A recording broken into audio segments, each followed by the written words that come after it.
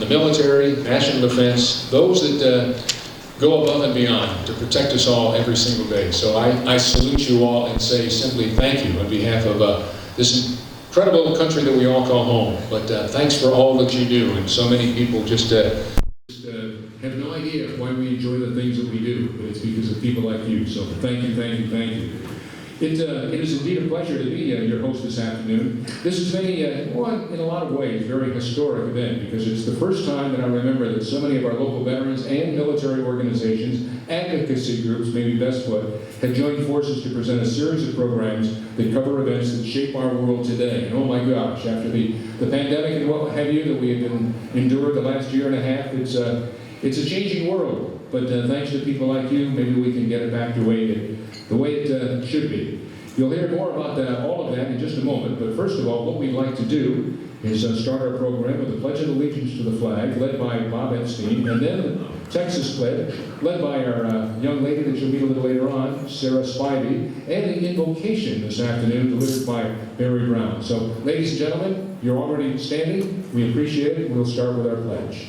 I pledge allegiance to the flag of the United States of America and to the republic for which it stands, one nation, under God, indivisible, with liberty and justice for all. Honor the Texas flag. I pledge allegiance to thee, Texas, one state, under God, one and indivisible.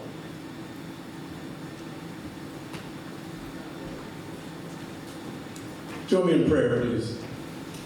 Almighty God, we thank you for the opportunity to gather together to enjoy food and fellowship with friends.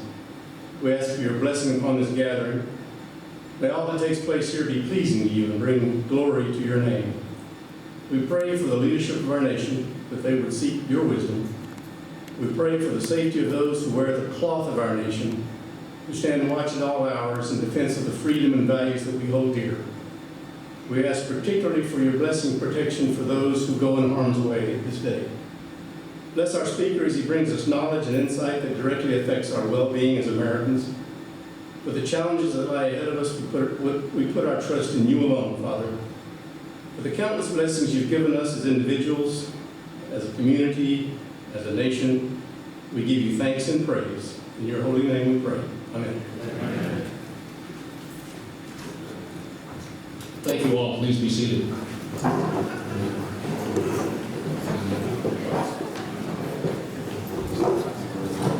Well, as I mentioned at the top, we're very happy to have such a great crowd, and we again welcome you all. Thank you so much for spending your Sunday afternoon with us all. We have a number of retired general and flag officers, as well as many veterans, so we thank all of you as well for your service and your continued involvement. We also have some elected officials that I'd like to recognize by name. Henry Lessner, he is the Fairview Mayor.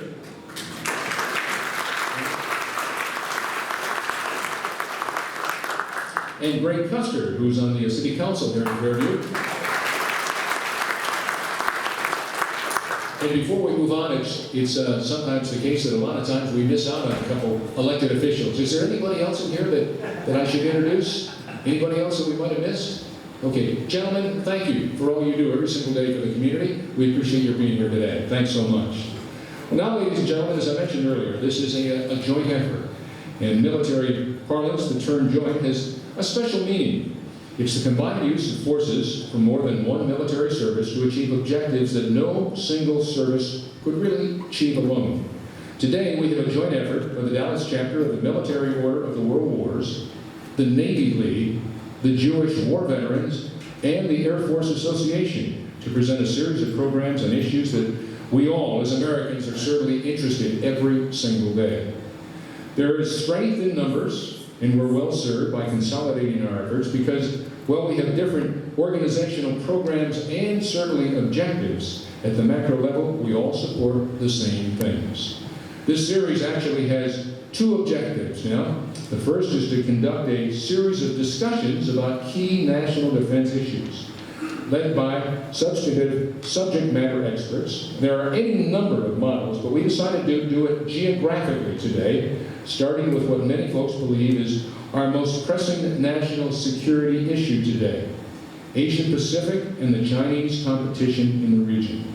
After that, we'll do Middle East. That's coming up on September 12th. And also, a little later on, just prior to the holidays in December, on December 5th, we'll discuss Europe, Russia. We'll wrap up this round of discussions in the first quarter of 2022 with an evening event at which we'll have a concluding discussion honoring a DFW area CEO who's been a consistent supporter of veterans and, for that matter, national security. The other purpose we have is to conduct a long-range capital campaign to support the charitable and veterans work of our partner organizations. Now, following the discussion, we'll hear from each of the sponsor organizations explaining what they do and why you should support their work. We've designed a sponsorship structure that will hopefully, well, certainly something that you will consider as we go forward. And Ted Puchaz will explain that structure. All these groups are 501c3s, nonprofit organizations, so your sponsorships are tax deductible. So it's kind of a win-win situation, certainly. So today, for this kickoff event, we're honored, certainly honored, to have with us Admiral Pat Walsh, who will discuss U.S. security issues in the Pacific. And in just a minute, I'll turn over the mic to General Campbell, who will introduce Admiral Walsh and moderate the discussion. But first, what I'd like to do is I'd just like to say a few words about our agenda. Now, Admiral Walsh will provide his presentation, and then as time permits this afternoon, we'll have a little Q&A, a little question and answer, followed by a few words from our sponsors. Now, during the presentation, we will have a table with coffee, tea, and water, as well as an open bar in the back of the room, so feel free to get a beverage during the presentations, but as always, we ask that you show courtesy and be polite as best you can, keep it down, so that as their presentation moves on, we don't disturb them. You can use a drink ticket if you purchase one, or for that matter, you can use cash or a credit card. Now, after we hear from our sponsors, we'll transition into a cocktail hour with hors d'oeuvres and a no-host cash bar. And we want to use this as an opportunity to network and talk with our guest speaker, and certainly the representatives of our sponsoring organizations that have joined us here this afternoon. And you'll also notice that they all have membership tables around the room, so please stop by, pick up their material, and please consider the sponsorship opportunities that Ted will explain. And finally, we'll have a, believe it or not, special door prize a little later on. Oh, it's a beauty. No, I'm serious. It's good stuff. It's good stuff. So that means don't leave early, okay? Yeah. All right, now let's move on. It's now my distinct honor to turn the mic over to John Campbell. General Campbell is the president of the Dallas chapter of the Air Force Association, one of our event sponsors this afternoon. So as they say in the big time, let's call him to the podium and really give it up.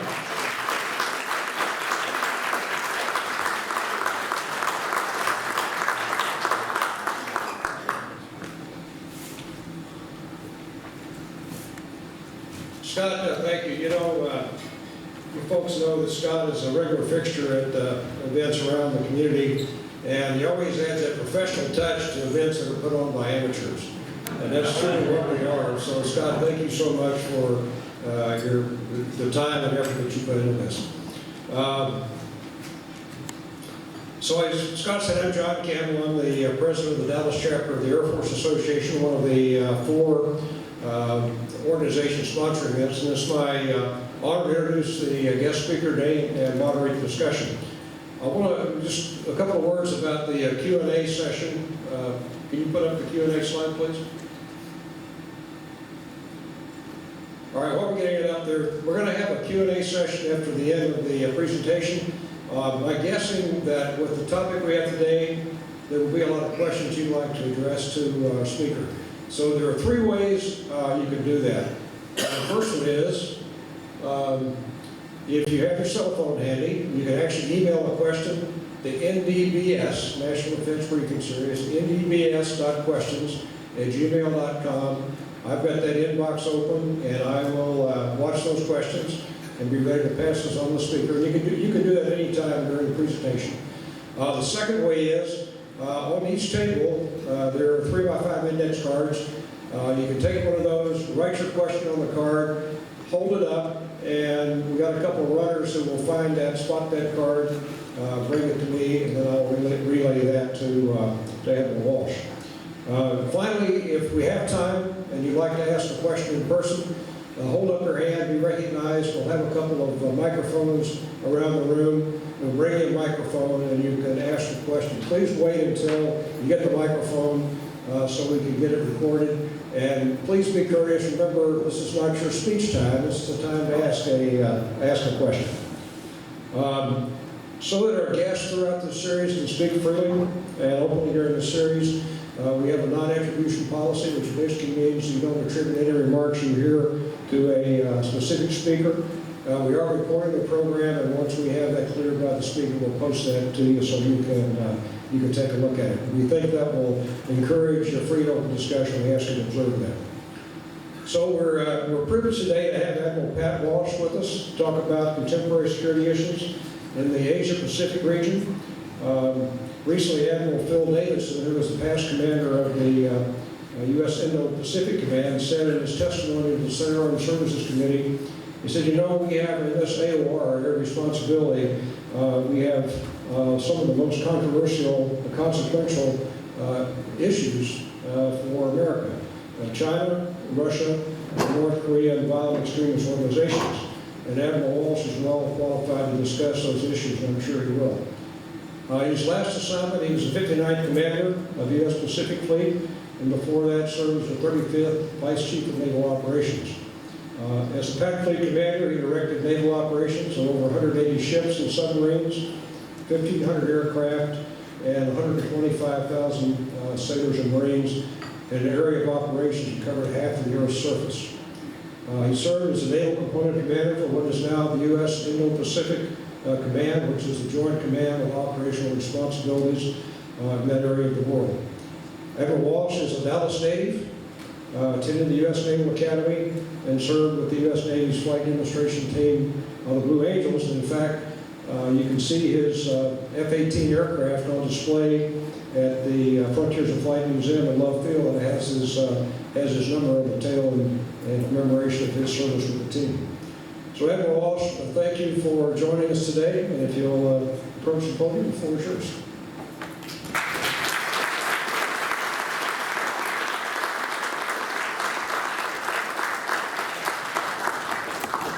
Thank you. Thanks for the opportunity to be here.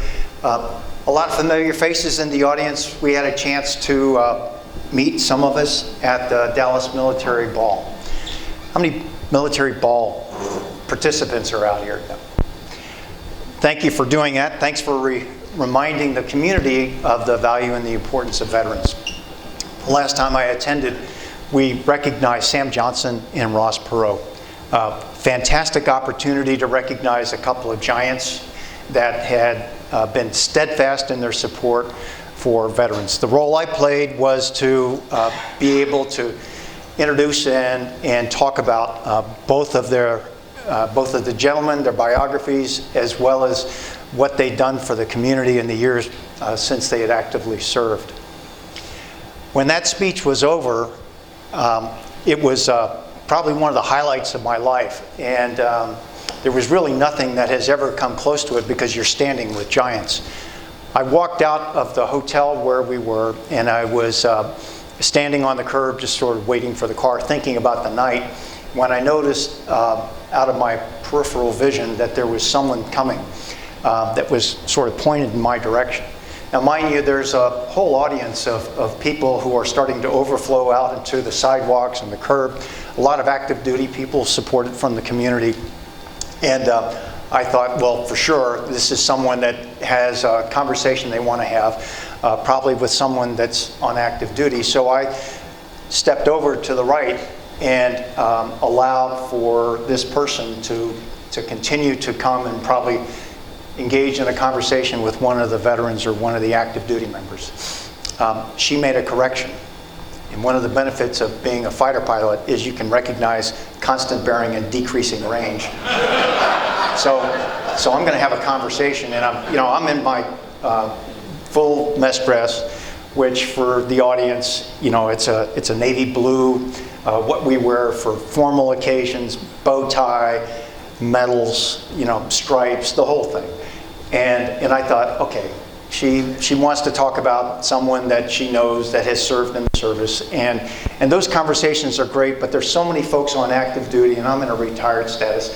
I'm just going to let her have that conversation with someone else. So I stepped to the right and thought for sure that she would pick up on another target of opportunity out there. And she did not. She made a correction. So I thought, okay, we're going to have a conversation about the uniform. We're going to talk about medals. We're going to talk about what I did in service. All of those are great conversations, but I thought, surely someone else here can have that conversation with her. Again, I'm trying to maneuver my way away from what I see is coming because I've just been with Sam Johnson and Ross Perot. I mean, you can't do any better than that. And she made a correction. She walked up to me, looked me straight in the eye with words that I'll never forget. She said, "I parked in valet, here are the keys."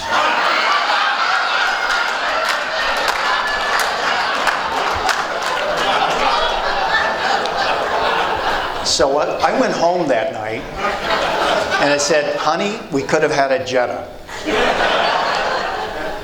So here we are in one of the most veteran-friendly places in the planet, and yet all around us are people who don't really recognize us, who don't really know us, and even when we're there in full regalia, still don't recognize and can distinguish someone who had served for 35 years in uniform and the bellman.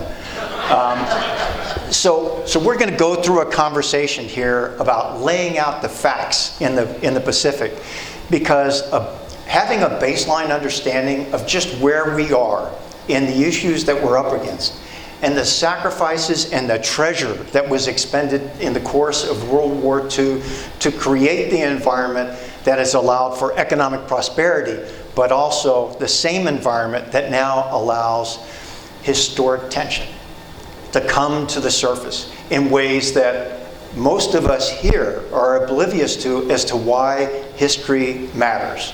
Why all this tension, that 150 years of shame that the Chinese like to talk about, why that matters in today's conversation. So if we can go to the next slide, please.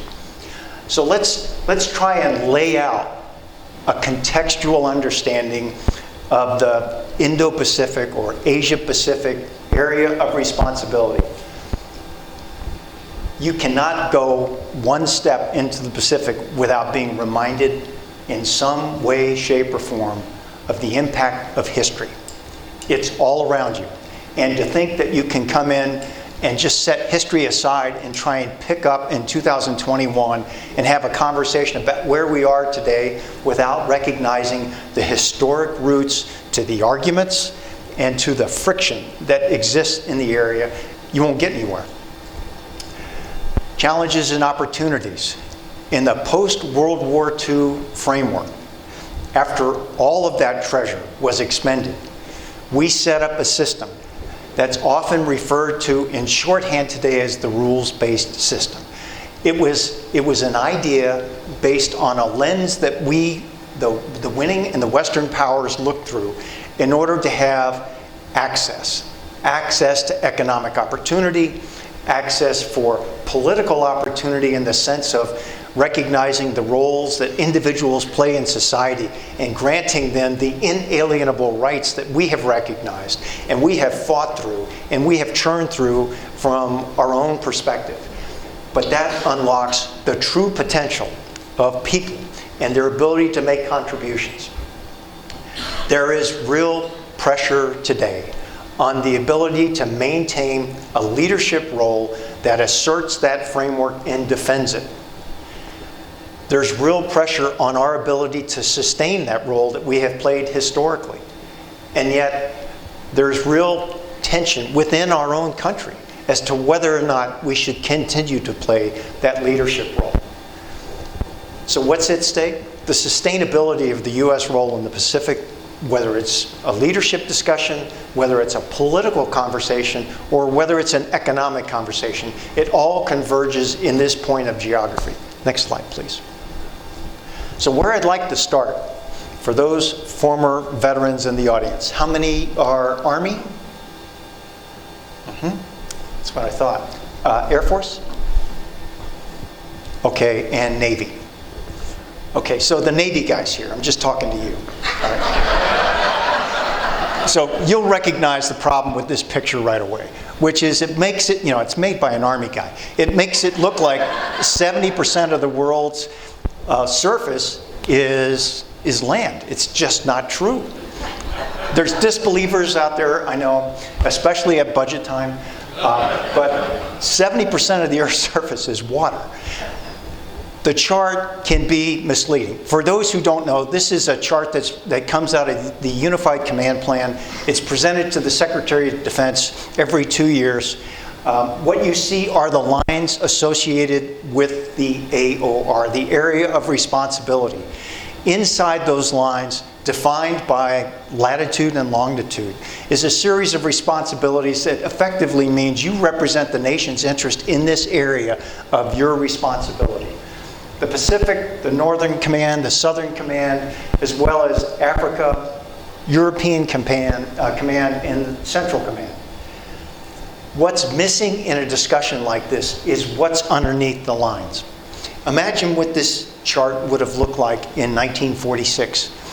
51 countries comprise the community of nations. Today, 196, 197, depending on how you count South Sudan, as well as Tibet, Taiwan, and Vatican City. But the point is, there's been all this explosive growth in the nation state. The very nation state concept. That's a true representation of the power of ethnicity, the power of culture, the power of individual identity. What's also reflected here, I think, is the importance of geography. Look at the Middle East. It's under the influence of 3 continents all at once, Europe, Africa, and Asia. Converges in the Middle East. And in that place where we have all these strategic resources, read oil, especially in the 70s and the 80s and the 90s, a place, Straits of Hormuz, where depending on which economic resource that you're referencing, you could see anywhere from 35 to 45 or 50% of the oil's energy reserve is coming through that strategic waterway. Critically important. The power of geography is very informative. Halford Mackinder in 1905 came up with the idea, he was looking at Afghanistan, modern day Afghanistan, of the strategic pivot, meaning you could put one foot down in one place and then pivot around north, south, east, and west and find that point of geography on the ground where you could exert the most influence politically, economically, ideologically, as well as militarily. The strategic pivot in 1905 was modern day Afghanistan. So we learn from that because it helps us understand with strategic resourcing. If you had an extra dollar, where would you put it? If you had an extra ship, where would you put it? Next slide, please. So we take that idea to sea. And this is what our analysis comes up with. These are the critical choke points oftentimes referred to. These are the critical points where if we have any interruption in international commerce in any of these straits, then and what you'll see is the South China Sea in particular, where we have 70,000 container ships come through the Straits of Malacca annually. $5 trillion of economic activity. Very hard to distinguish between U.S. interests and the interest of the other 195 countries on the planet because we are so interwoven as far as the economy is concerned. The Chinese view this as their internal waters. We'll get to that. Next slide, please. So what happens now when we start to come down a level and look at individuals, how long they live, and what their economic contribution is. So, here we go. First, the access for health. Life expectancy from 25 years to 75 years. And down here, an access for wealth, income per person, $400,000, $4,000, and $40,000. So down here is poor and sick, and up here is rich and healthy. Now, I'm going to show you the world 200 years ago, in 1810. Asia red, Middle East green, Africa South of Sahara blue, and the Americas yellow. And the size of the country bubbles show the size of the population.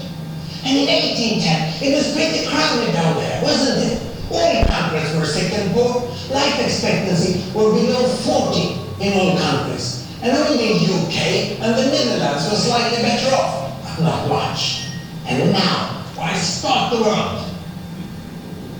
The Industrial Revolution makes countries in Europe and elsewhere move away from the rest. But the colonized countries in Asia and Africa, they are stuck down there. And eventually, the Western countries get healthier and healthier. And now, we slow down to show the impact of the First World War and the Spanish flu epidemic. What a catastrophe! And now I speed up through the 1920s and the 1930s. And in spite of the Great Depression, Western countries forge on towards greater wealth and health. Japan and some others try to follow, but most countries stay down here. Now, after the tragedies of the Second World War, we stop a bit to look at the world in 1948. 1948 was a great year. The war was over, Sweden topped the medal table at the Winter Olympics, and I was born.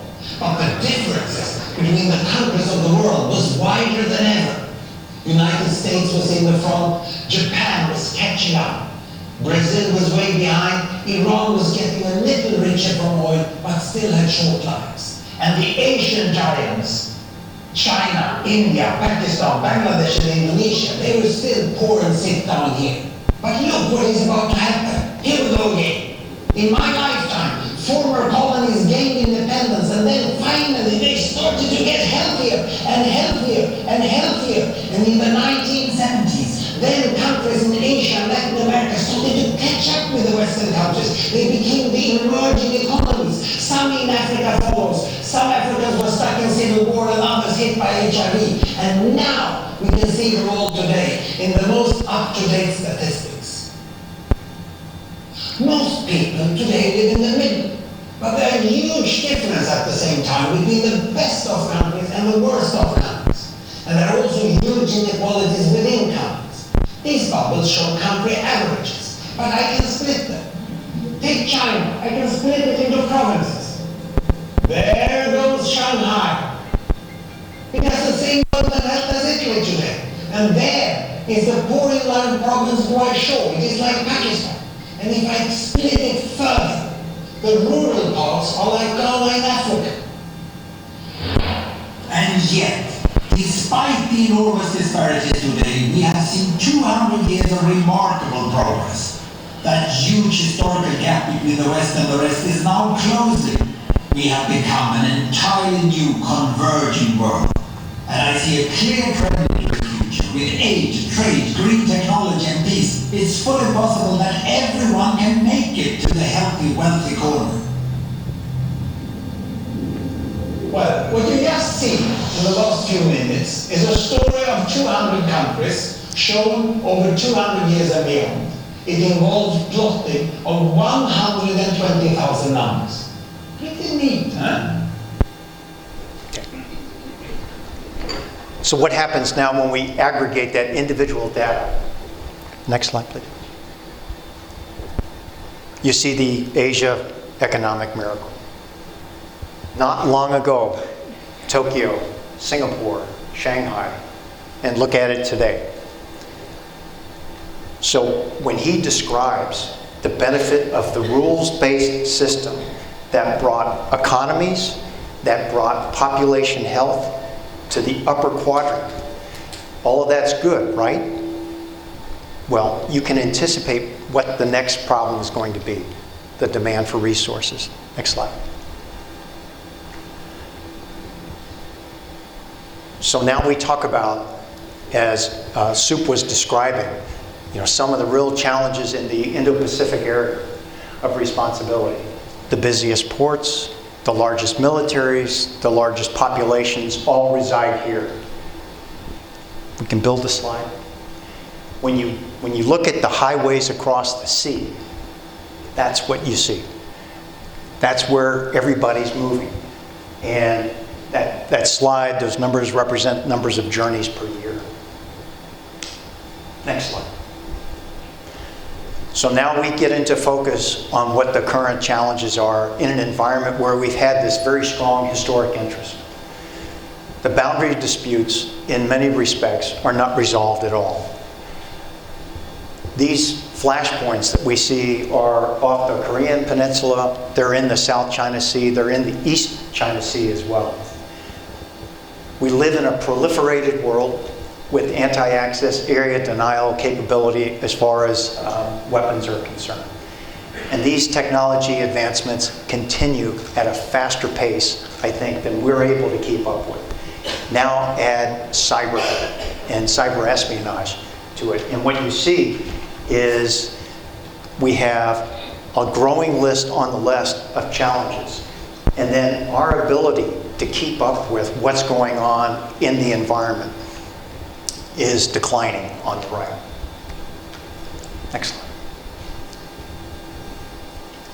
So let's take a look at the economic exclusion zones. The reason why I picked this slide and watch it build here is you're going to see these are the Pacific Island countries, and nice and neat, nestled around each one of them is a circle or a shaded line. That's the economic exclusion zone. That's a 200-mile perimeter that extends off the shoreline.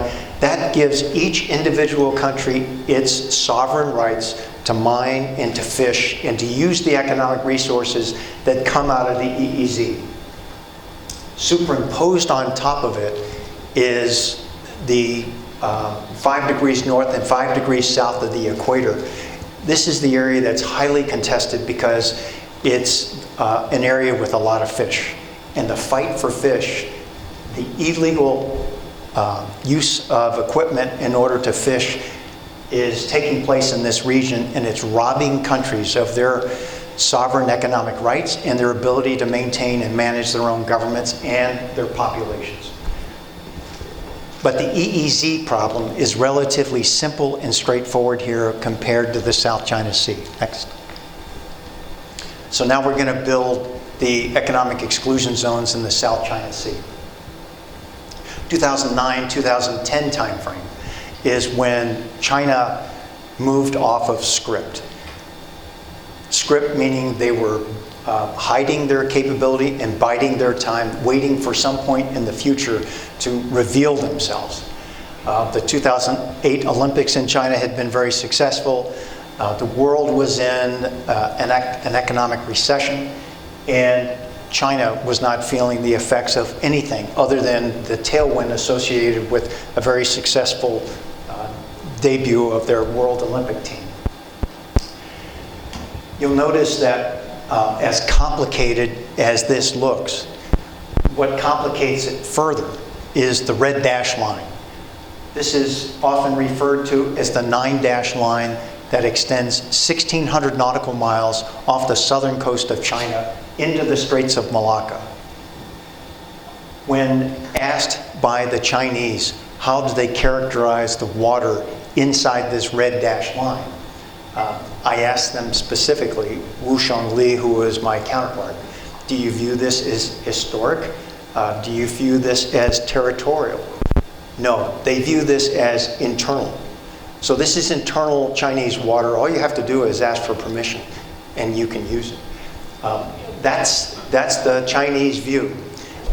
Just anecdotally here, during this same time frame, we're at a regional symposium with Chinese colleagues who are standing up to speak. A Chinese colleague stood up and said, "Hey, forgive me for my poor English, but don't worry, we'll all be speaking Mandarin soon." Room got very quiet. Next slide, please. So when you now add another complicating factor, which is cyber, the recognition that we have a problem, but we don't exactly know how to deal with it.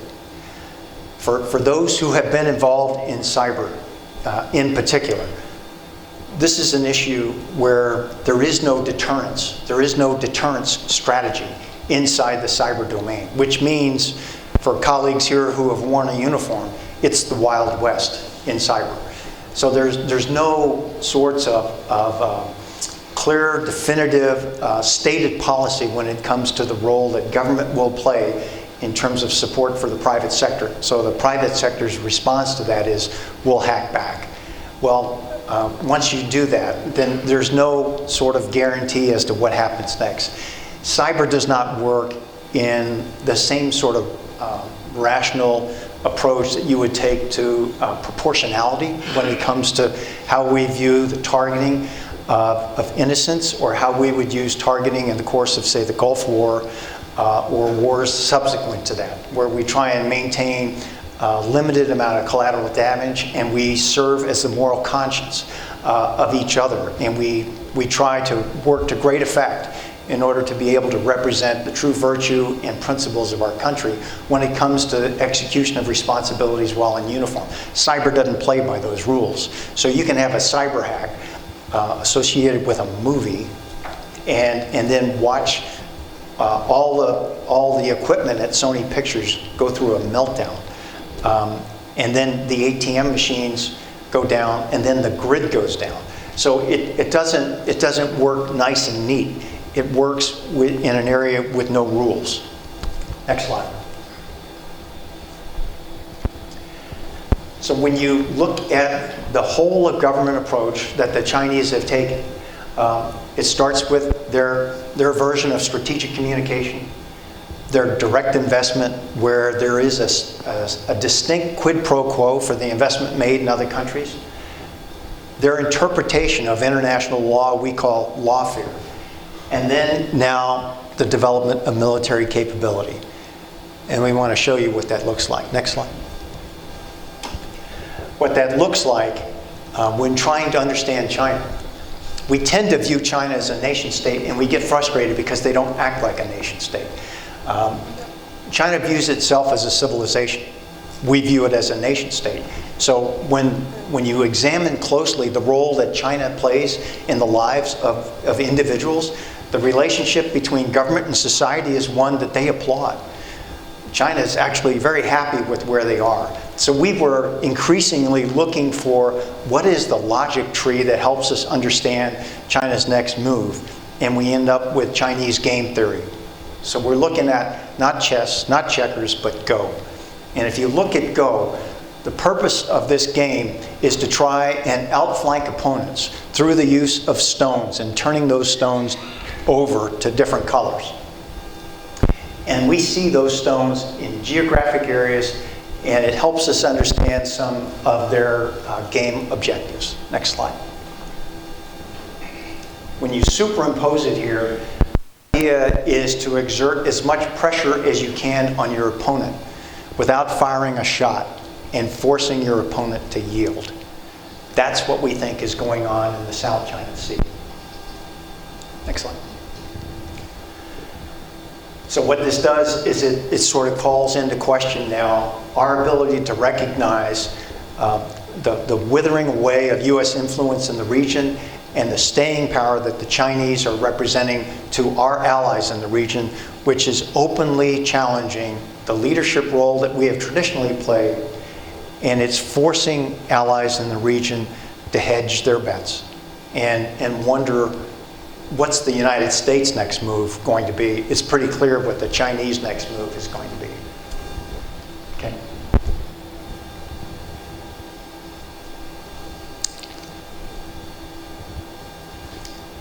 Yeah. China has shown off some of the most advanced weaponry in the world with a huge military parade in Beijing. In a full display of power for its rivals, they unveiled a new range of high-tech military weapons for the very first time. One of those is this intercontinental ballistic missile that can carry up to 10 nuclear warheads and can reach the United States in as little as 30 minutes. With a range of 9,000 miles, it can fly further than any other nuclear missile in the world. Overhead, a new strategic bomber designed to project power far into the Pacific Ocean, and China's first stealth jet fighters. But the showstoppers were the weapons of the future. There was the Sharp Sword combat drone, an unmanned aerial combat vehicle that could make piloted strike fighters obsolete. This supersonic reconnaissance drone, designed to locate American aircraft carriers far out in the Pacific Ocean. And a hypersonic missile, a sleek dart that flies at more than 5 times the speed of sound, so fast it can penetrate all of the existing missile defences used by the West.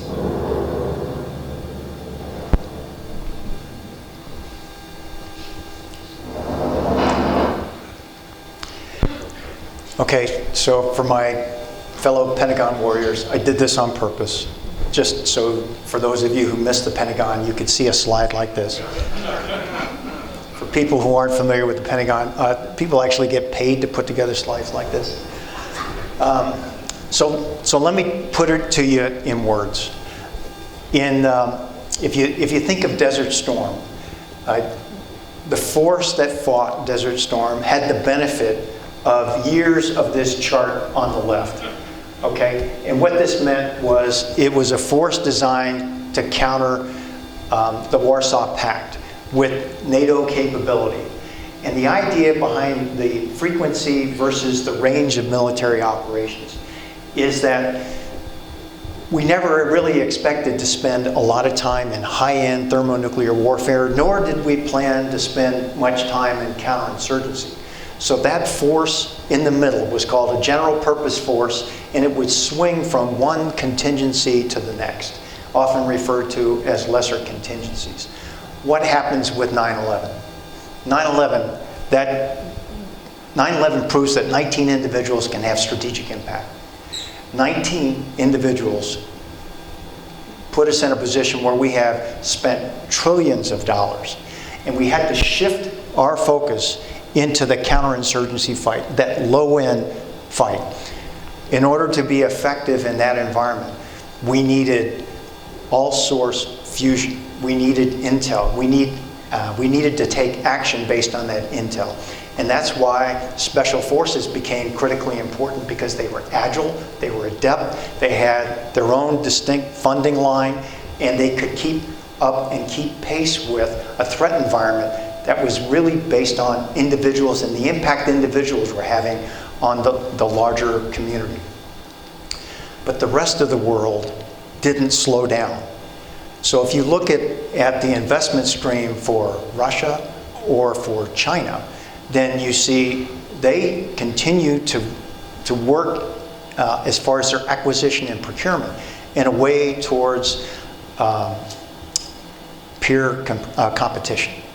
So this near peer competition, and the acronyms here: anti-submarine warfare, integrated air and missile defense, cyber, surface warfare, maritime interdiction, all of these are big, high capital assets that now are on a collision course. Well, our investments had not been there. Our investments had been diluted down here in the counterinsurgency war. So the peace dividend that comes with coming out of Afghanistan prompts the realization that for 30 years we have developed a set of behaviors and patterns associated with how we sustained equipment, and we were able to simply get away with it because we had dominance in air, on the maritime environment, both on the sea and undersea. We had dominance in the electromagnetic spectrum, and we don't have that anymore because all the investments of our peer competitors, potential adversaries, call them whatever you want, Russia, China, have been in this area where they're ready to play in a way that we simply are looking at each other going, we have got to do something very different if we expect to have a deterrence strategy that deters anybody from anything. When you look at the technology advancements that have been taking place in a very proliferated world. Next slide, please.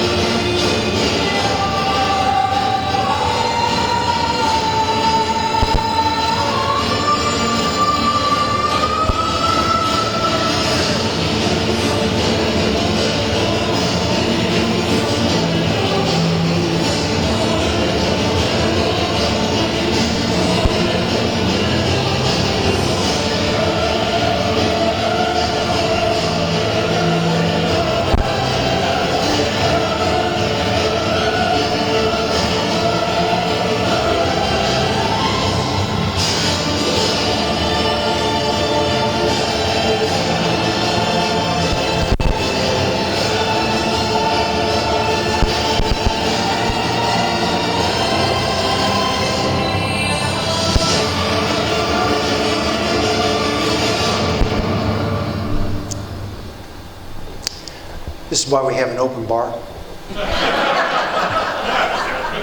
Go to the next slide, please. In 1989, our own declassified intelligence documents were openly claiming that because China did not have a research and development program that was fully funded, Taipei was impregnable. You don't need a fully funded research and development program when you can steal. So everything that you saw in that video, vertical launch, the guns, the weapons, everything except the white gloves and the music belonged to someone else. From the cockpit video that I've been able to examine, looking at some of the fighters, they didn't even have the decency to translate it into Chinese. They just took it in petabytes of data files and created their heads-up displays, the instrumentation. They have leapfrogged over 100 years of naval aviation experience at sea, and now they can go right to operational deployment. And although the carrier is an Indian variant, they're building their own, and the technology that they're incorporating into their own indigenous capability is up to par with where we are in terms of nuclear propulsion and our limited use of steam catapults in the future, the use of EMALS, the electromagnetic takeoff and landing system. I mean, all of that is part of now how China views developments of its own military. So in addition to the technology, we're now getting what I have here, which is the headlines. And this is just really over the course of the last 4 weeks or so. And this is just a sample. China and Russia, the guns of April. So we see real tension going on in the Black Sea and the South China Sea. This is obviously something that is a test for, for the U.S. current administration. The guns of April is a reference to, how we saw escalation in the past reach out and result in open warfare and conflict. Beijing accelerating its timeline towards Taiwan, and then its message to us to just back down. We're an equal now. So this is where we are in our relationship with China. I met in a Tier 2 dialogue with China. I was part of the East-West Institute, which is a group that really does try and work to find solutions. Tier 1, if you think of as the principles themselves, oftentimes stating positions of each country. You saw that dialogue take place in Alaska earlier in the year. Tier 2 is an opportunity to explore interests more so than positions, to see if there's any overlapping interests, if we can at least understand each other in terms of where their differences are. The Chinese view the United States as the only country in the world that could impact the future of the Communist Party in China. So they find us very threatening. The U.S. sees China as the only country in the world that, through the use of its economic levers and its pressure points, as well as its use of rare earth metals, can actually impact the quality of work and the quality of life of everyday Americans, unlike Russia, former Soviet Union, could ever hope to do. So this is the current state of where we are. At this point, I'd like to pause and be interested in your reaction to what you heard, as well as the questions that it may generate. Sue?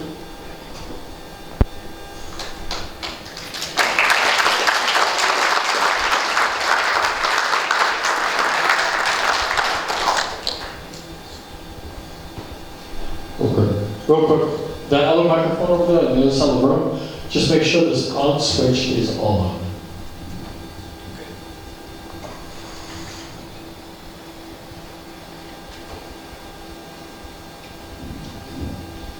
Testing.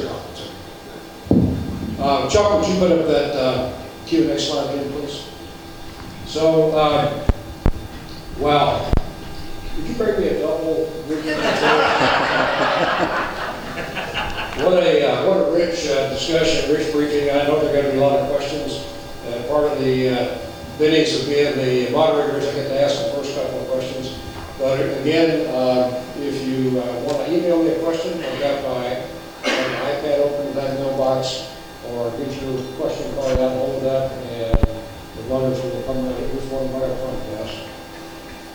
So,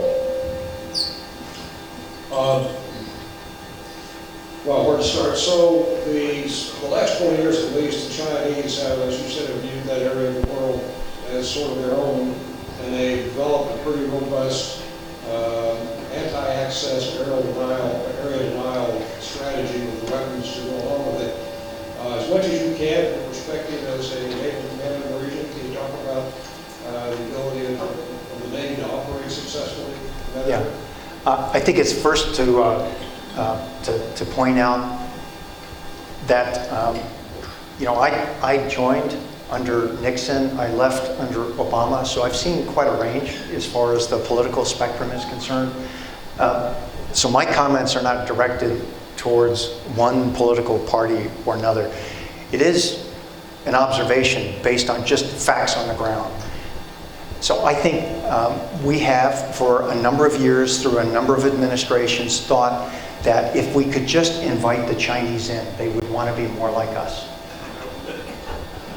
Okay? It was called strategic reassurance, that some of the actions that we were taking were causing them to be concerned. They felt contained, therefore they felt like they needed to invest more in their respective services, military. This goes well beyond any of those conversations. We've departed that pattern a long time ago. Let's talk about when we had an opportunity to actually influence Chinese behavior. Under Bush 43, we had defense policy goals to assure, to dissuade, to deter, and defeat. We certainly didn't dissuade China from investment. In fact, they looked at what we did in the joint operating environment, and they wanted exactly that model because they saw it as being so effective. I think the last time and this is a close examination of history, last chance we had to really influence China and Chinese behavior dates back to World War I. So China participated in the sense that it provided labor to France and to England as a result of France and England's failure to meet draft quotas as World War I moved on. And China was looking for one thing at Versailles. They wanted the return of national integrity and wholeness. Remember, at the turn of the century, Boxer Rebellion, all of that had to do with the legations that had planted themselves on the Chinese mainland, used their own flag, and then went by their own sovereign rules. This contributed to the end of the emperor because it was viewed as the emperor was kowtowing to Western interests and the colonization that was taking place, the wars that were generated by opium. And it's part of that 150 years of shame that the Chinese refer to often. What came out of Versailles was not so much a concern for the Chinese interests, but a concern about the rise of power in Japan. And as a result, you may remember in the history books reference to the Washington Treaty. Washington Treaty was a series of naval treaties that were meant to try and contain the growth of surface ship capability by tonnage. That didn't work.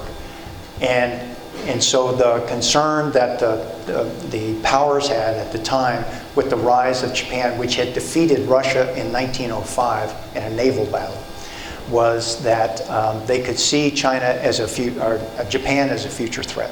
And so they gave territory on the mainland of China to Japan. It was Shandong Province. Shandong Province was the birthplace of Confucius. So this was something that the Chinese held dear. It only takes a matter of months to years before you watch the birth of the Chinese Communist Party. And with that, all that followed. So when China went communist in 48, 49, the US China hands, who had been advising the State Department about where China was going to go during that rebellion, were absolutely convinced that China would become a democratic republic. And when it didn't, there was this rhetorical question asked often in the academic community of who lost China. In 1972, those same guys were pulled in front of the Senate Foreign Relations Committee. And we went back to them. Our senators went back to them and said, hey, what happened to China? We thought China was going to become democratic. Why didn't it? And to a person, they stood up under oath and said, we thought we understood China, and we didn't. This is an important historic lesson that we should never forget as we try and talk to China as a nation state while it identifies itself as a civilization. It's the path to talking past each other and to understand what the Chinese interests are and to separate those interests from the interest of the Communist Party, okay, which is a Leninist government at the end of the day, versus the Chinese people who in my opinion, are not clearly in the know in terms of how much risk and how much goodwill has been lost, but how much risk that the Chinese government has taken over rocks, reefs, and shoals. You see, the one-child policy, now it's up to 2, maybe 3, but the one-child policy has not really been tested. In 1979, China invaded Vietnam. 56,000 lives, almost the same number we lost in Vietnam in 6 weeks. And that was the losses on the Chinese side. And the China view is that they actually won that because they taught Vietnam a lesson. What was Vietnam guilty of? Vietnam was working with partner nations to try and have some sort of countervailing strategy against the Chinese growth and expansion. So it was talking to its neighbors in Thailand and other countries. When I look at where China is today, and I see the real fragile nature of the Chinese population in terms of its overall health and wealth, I see a growing middle class, but at the same time, I see real concern about their ability to sustain themselves, largely because of the way they've put population controls in place. It's more of a formula for a U.S. long game than it is for the short game. But the answer to your question, which is how do we operate in an environment like this? We've got to look at this in terms of having a mature enough relationship to say no. And I think that's been part of the Western problem, both on the government side, on both sides of the political aisle, as well as on the industrial side for companies that do business in China. So the big takeaway that we had in this Track 2 conversation is that the strategic and economic dialogue that would take place at the Department of State, Department of Labor, and Department of Defense level each year with the Chinese has really now dwindled in terms of its ability to influence, largely because in the past, the matters of security that we never agreed on were overridden and superseded by matters of business that everybody agreed on would be the engine that would power us through another set of talks, because no one wanted to put that business interest at risk. We no longer have that support from the business community. The Chinese are asking for these conversations now because the business community realized their data rights, their intellectual property, all of that's at risk. Trying to do business in an environment that has become increasingly coercive and increasingly difficult in order for businesses to be successful. So it's a long-winded answer to say, I think time is actually on our side, as long as we realize what we're up against. We're up against a potential adversary that doesn't play by the same rules we do. So the idea that we debate over AI, about the morality associated with decisions that come out of AI, I can guarantee you they're not having that conversation. They're going to advance artificial intelligence and machine learning in ways that advance their interests, period. And for us, I think we need to recognize that technology is moving faster than we realize, and until we come in with a stated deterrence policy and strategy that applies to cyber, that applies to the overhead architecture, meaning that if you touch this, you're going to get a reaction from us, just the same way we had a stated policy on nuclear weapons. That's our eyes and ears out there. So again, it's everything that I've described to you can be done in words, and then in policy and investment that follows that. Thank you. about the long-term goal of China, actually the Chinese Communist Party, by 2049, the 100th anniversary of the CCP, be the preeminent power of the world within the context of not displaying their strength until the time is ready and then making a move. Would you assess that what we're seeing now is that point where they Yes, believe they're ready? absolutely. President Xi has moved off of that timeline and that script. And that's why the concern about Taiwan is very real. Because, in the past, I will confess, on our side, we would rationalize that they're not going after Taiwan anytime soon. So that gives us a pass to focus on matters in the Middle East. It's a little bit shorthanded, but that's what the bottom line comes to. If you look at the pattern of the way we have resource sustainment over the last 30 years, this is the pattern where we got very comfortable. Because, you'll remember the language, the time and place of our choosing. Well, you don't use language like that unless you've got complete dominance in every domain, and you've got sanctuary where you can make the decisions, so the time and place of your choosing. China now has a vote, and they're not waiting on us. In 2004, because of the energy in which the Taiwans were electing their leadership, China was concerned on the mainland, and they positioned all their strategic assets along the coastline pointed at Taiwan. That's 2004. They have not come off that posture since. Here's a sort of back down to the deck plates question. The video you showed of the Navy naval operations is pretty impressive. I think we're all impressed with that. When I was in the Joint Staff, Admiral Clark was the J3, was later Chief Naval Operations, and Admiral Clark said at one time, so if we want to bankrupt the Chinese Navy, we ought to give them a couple of aircraft carriers. Well, they obviously didn't listen because they've got two, I believe, and the third one's on the way. What's your assessment of their ability to project power with those aircraft carriers and the rest of their naval forces? Are they a regional power or a blue water global power? They're an untested power, the reality of combat operations. But the presence of the Chinese carrier alone in the South China Sea has got everyone in the neighborhood rattled. And we hear about it all the time in terms of the close partners and allies that are now seeing the potential to project power, not necessarily the demonstrated use of power. And then when you combine that with the way they've treated the atolls in the region, how they've built those up, and they've made those defensive positions as well, our allies, such as Japan, Singapore, Malaysia, are looking at us like, what's our reaction?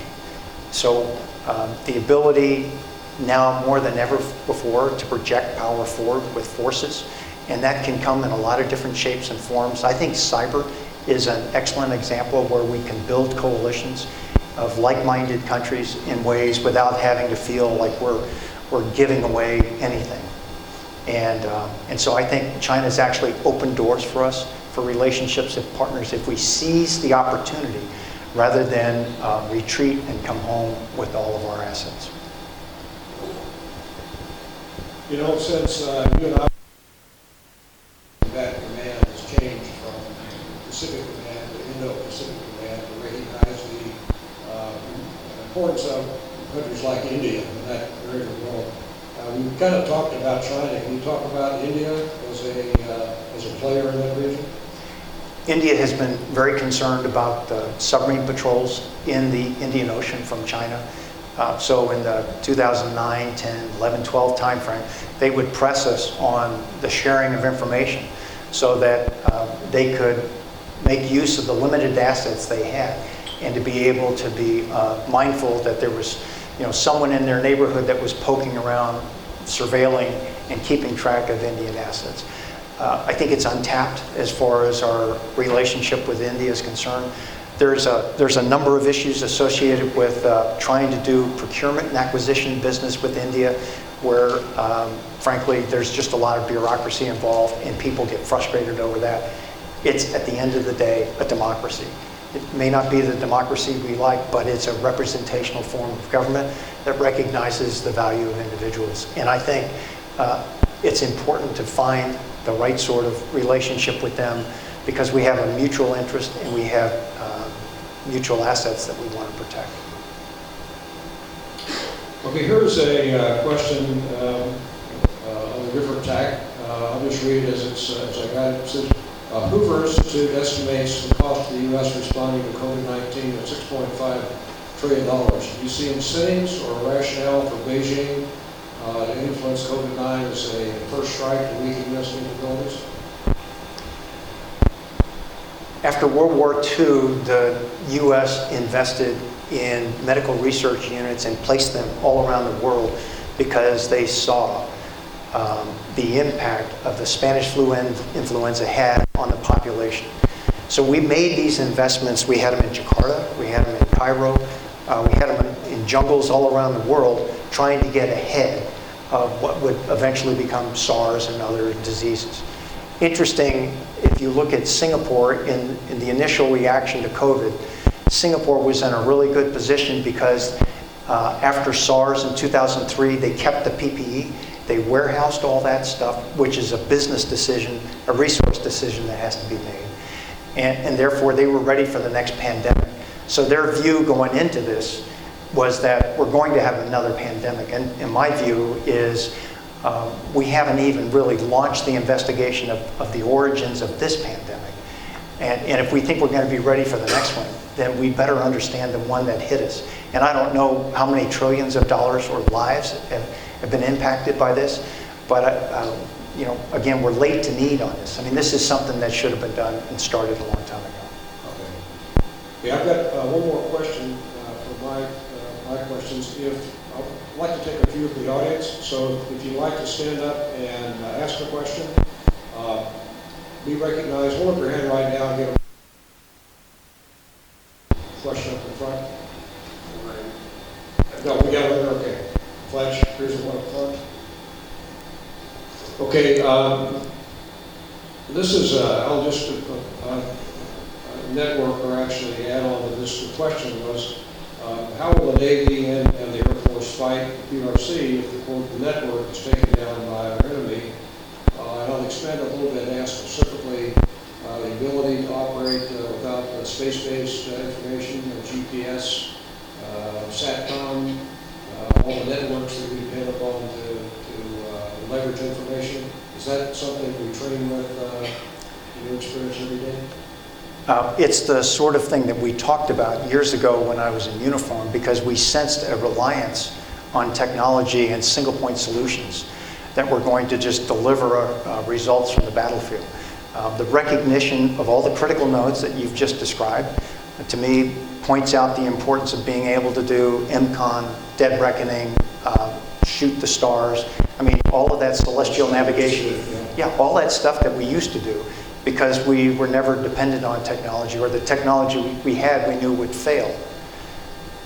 To rob us of eyes and ears, to rob us of the network would be, that would be really critical into the functionality of the equipment that we've got. So, not a direct answer to the question, but let me just talk about mission capability numbers, because to me, this is something that we ought to be up in arms about. GAO just recently did a study reviewing the ability of 46 platforms to meet General Mattis's then goal of 80% mission capable.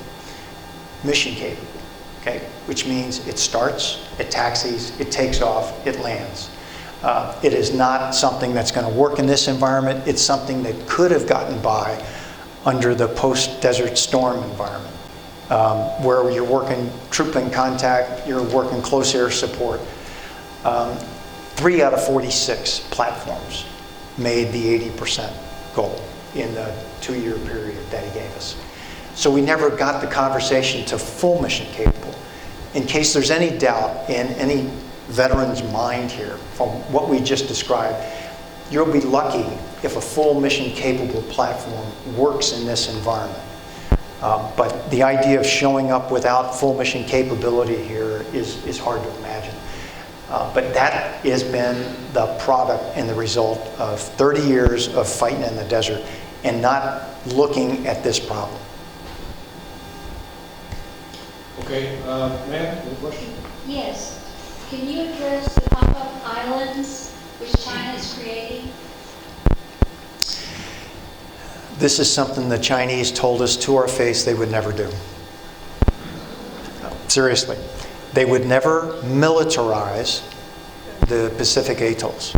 And yet they have. So there's 6,200 rocks, reefs, and shoals in the South China Sea. And what they've done is they have apportioned that and through their construction efforts have made now military positions in the South China Sea. So when I showed the chart earlier about the 9-dash line that goes from the mainland of China all the way into the Straits of Malacca, 1,600 nautical miles away from their mainland. The purpose of that is to now have refueling spots where they can have their ships and their aircraft refuel, as well as they can have early warning radar and missile batteries on those islands, so they can use them for both defensive as well as offensive purposes. So that's what's going on. And despite the concern that we had, which in 2011, I advised the Philippine government that they should take this matter to the International Tribunal for a review by the Law of the Sea Commission. That judicial outcome was one that favored the Philippines when that outcome was made, saying that China was wrong to do this. And instead of running with that decision made by the International Court, the Philippines had a change of government, change of leadership, and they chose to ignore it because they did not want to upset the Chinese. So as long as we have this very intimidating sort of relationship with China, as long as China continues to have direct investment in countries in the region with the expectation that countries are going to go vote with them in the United Nations, then what we're seeing is the manipulation now of all these rules and processes that were set down after World War II that provided the economic juggernaut and brought all that economic prosperity to a place where now it's being used against us. And to stand by and just let that happen without a word said from us, I think, is appalling.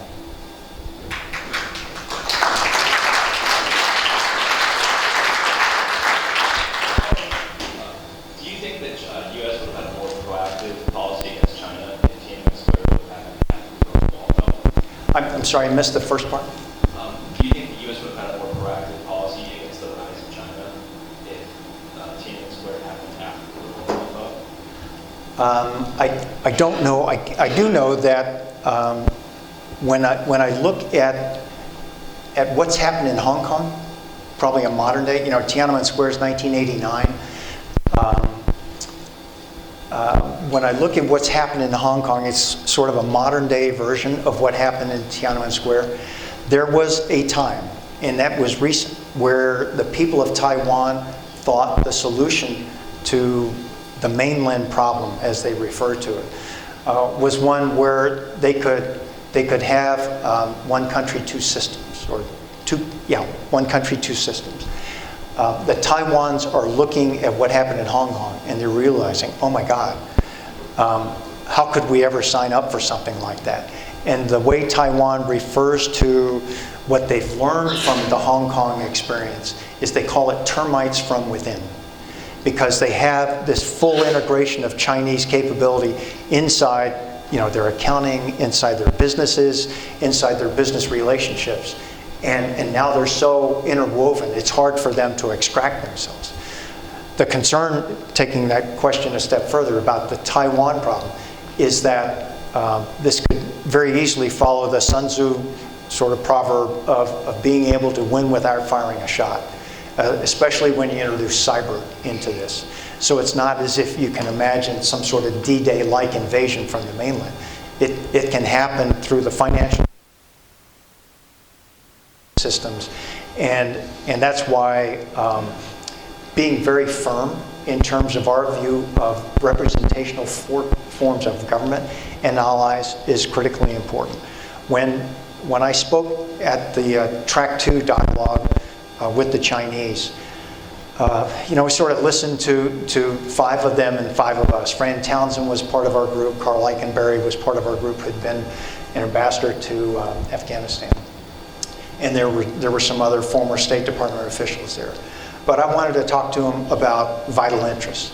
When the Chinese talk about vital interests, they talk about something geographic and sovereign in their eye. When we talk about vital interests, we talk about allies and partners.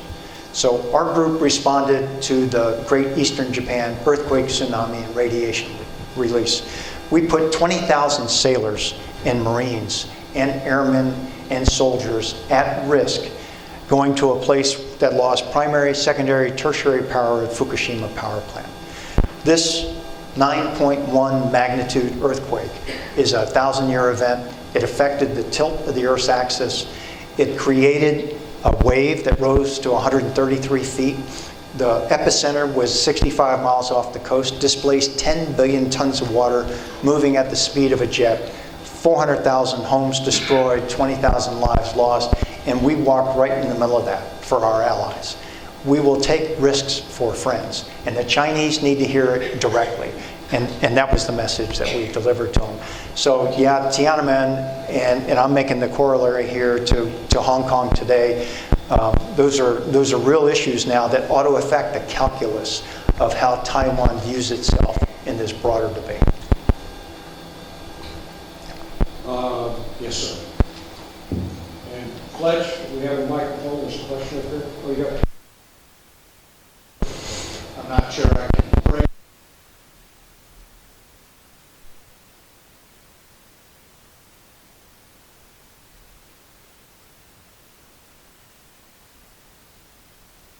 A government, when you say in its full splendor, with presidents and vice presidents and senators and all of this stuff on the one side and military on the other, how does that connect to correct what seems to be a redirection for where we need to go? Who can make that call and how will it happen? It's a fair question, and I certainly appreciate the perspective. I mean, our political leadership in the Department of Defense is the bridge between the political life and life on the ground in uniform. And it's important for them to be able to have time to assess where we are today. And where we are today is strikingly different than where we were just 5 years ago. And that's not a slam against one administration or the next.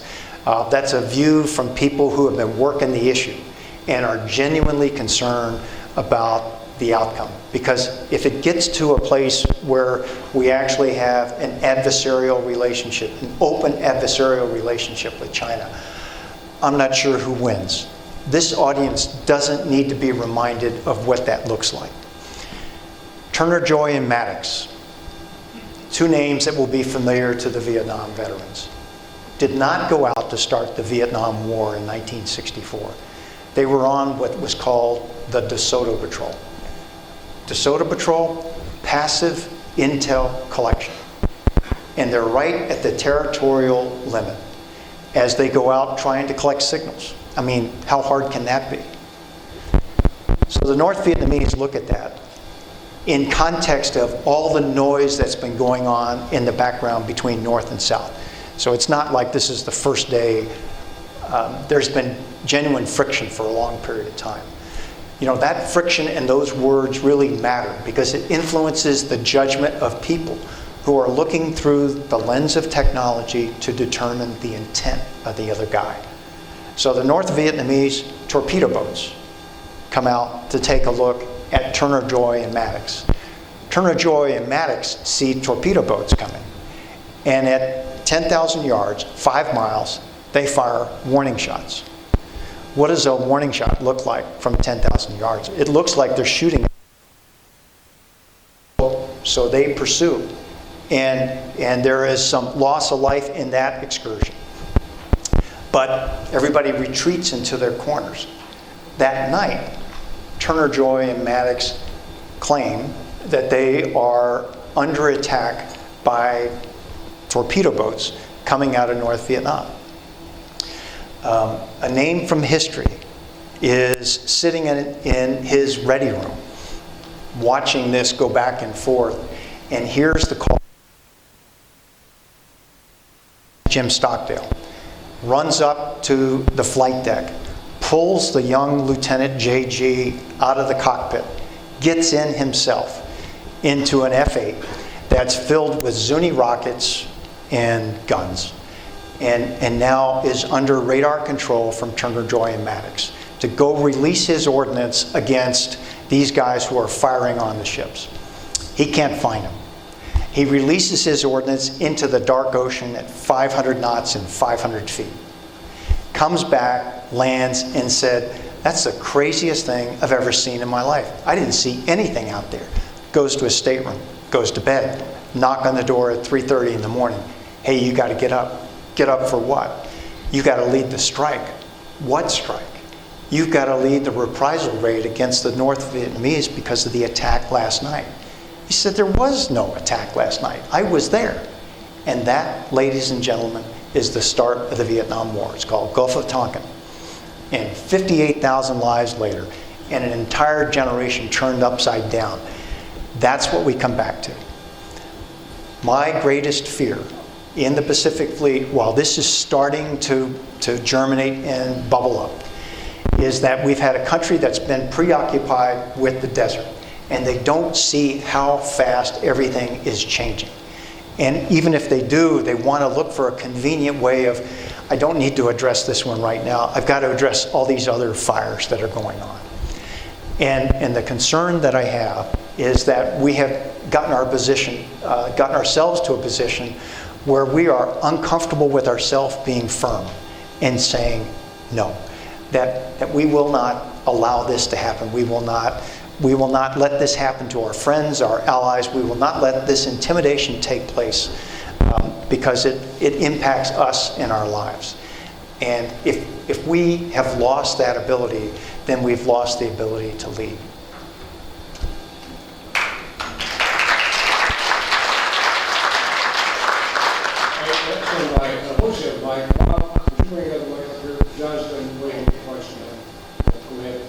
It's my understanding that there is a giant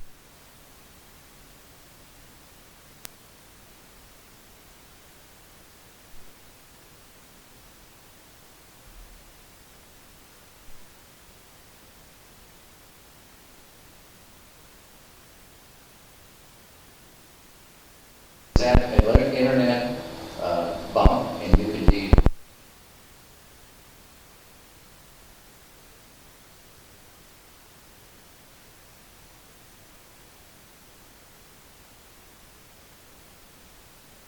First of all, I don't know, and I think it's up to the people of South Texas to just manage this.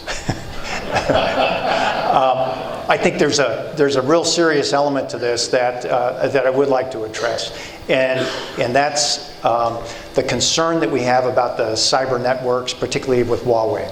These are state-owned enterprises, and as a result, there's no guaranteed protection of individual rights of citizens of the United States that do business with Huawei.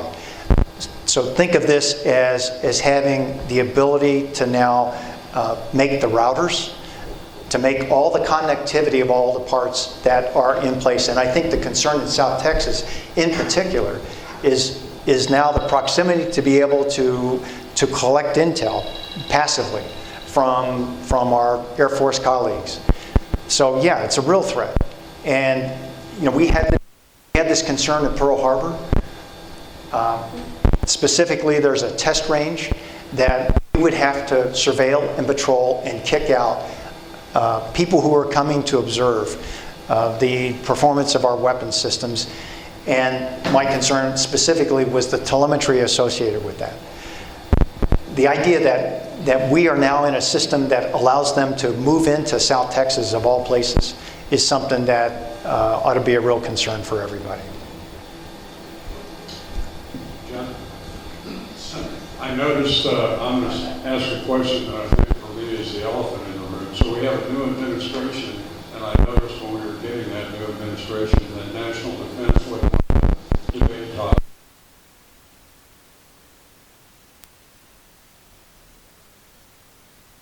What the investments are, and I'm wondering, I'd love to hear your opinion, you know, with the withdrawal from Afghanistan and it's all going to be over mentality. What do you think this administration will do? Afghanistan was the opportunity that we had to actually be close to China. I mean, you know, you use the South Texas example, which is a great example. It's current, it's relevant. Afghanistan was our version of that. And the idea that we're going to walk away from Afghanistan without any leverage associated with it, and that we've got our translators left behind, you know, the people who helped us. I mean, we can't get those guys out fast enough because, you know, their lives are in danger, their families are in danger. The decisions made, so, you know, where do we go from here in terms of Afghanistan is a real concern. To think that after all that blood and treasure that was invested in both Afghanistan and Iraq, and to walk away from that, the harder problem is going to be talking to the families of those that were lost, and to be able to explain and rationalize for them the decision and why it's important. My view, whether it's Iran or whether it's China, is to recognize that, number one, you have to be at the table, or you're going to be on the menu. And number two, to be there and to be a negotiating partner is critically important. To assume that we can walk away from Iraq and Afghanistan and not have things fall back to the status quo antebellum before hostilities. That's exactly what's going on. Taliban's getting ready to move, and all those gains. Think of, you know, the right for women to vote. Start there. The right for women to pursue their own education. I mean, all those rights for 50% of the population.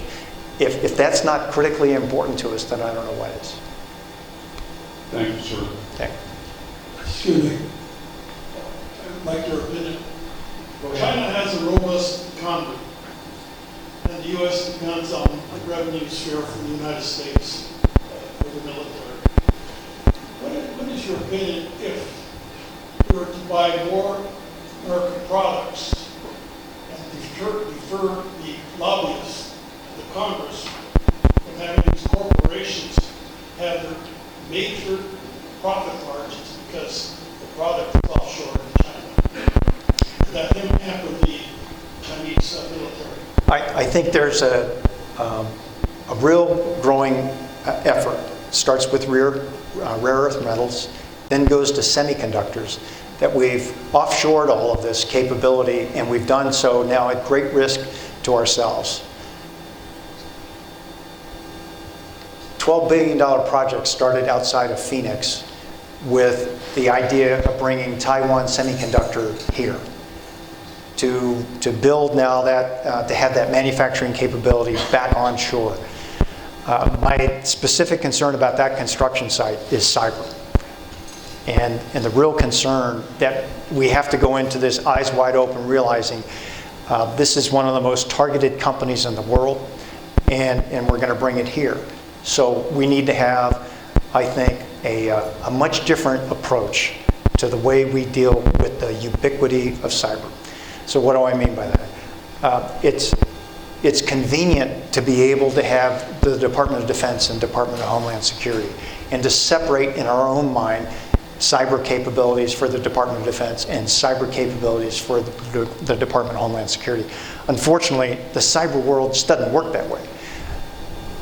DoD has a supply chain, it has second and third tier vendors, and that's where the cyber problem will exist. So these small businesses that don't have the ability to invest in network teams, that have the ability and the technology to police and monitor their own networks, where they're getting hit with alerts on average, 100,000 alerts a week on average, 19% they get to look at on average, 4% they can actually prosecute against, is a formula for cyber espionage and for hacking. So when I think about bringing that capability back here, I think we've got to be eyes wide open in terms of what we're walking into and the kind of threats that we're going to have to deal with. Scott? Yeah, I normally would not stand up since I'm supposed to be working here today, as I say. But first of all, thank you for your service. Yes.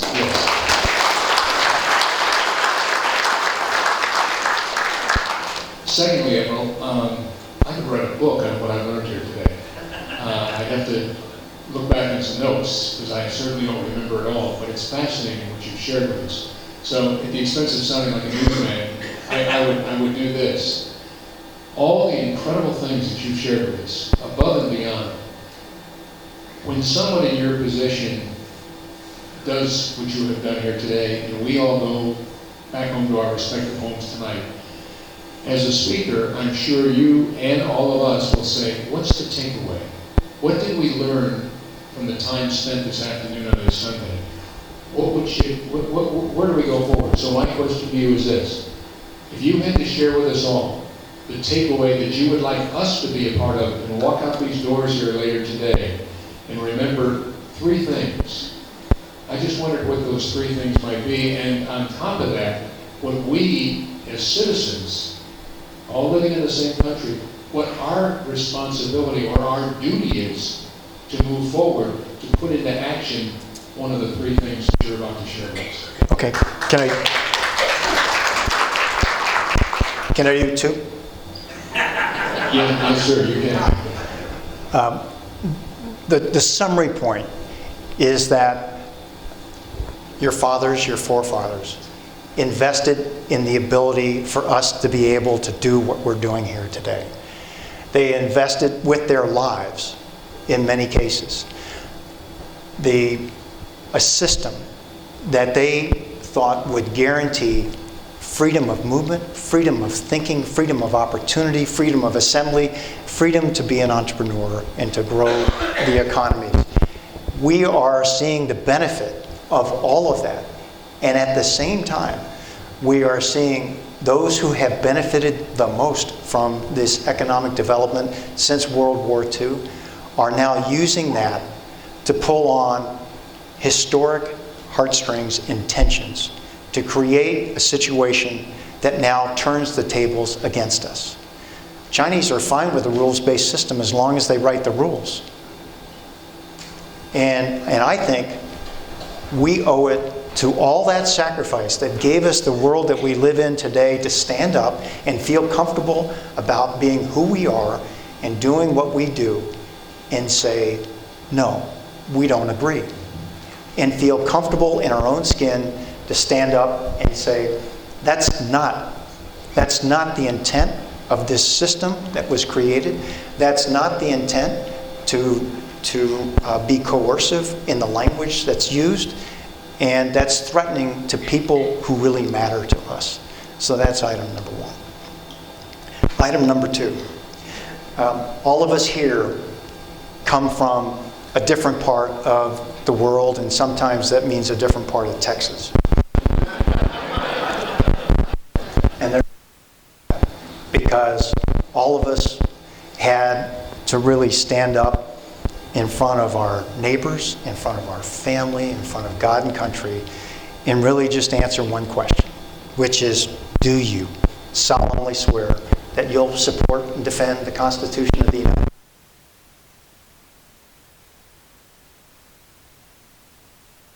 To the same. That you take this obligation freely without any mental reservation or purpose of evasion, and that you will well and faithfully discharge the duties of the office that you're about to enter, so help you God. 70 words. 70 words that come down from the First Continental Congress, because contracts alone were not enough to pledge to this great experiment. Only one word of the 70 is repeated, and that's faith. To believe in something where the facts are not self-evident. If we get to a point where we lose faith in our institutions, in those who lead us, and in our fellow man, then we've lost more than we've ever realized, and we may be able to ever recover in our lifetime. Faith.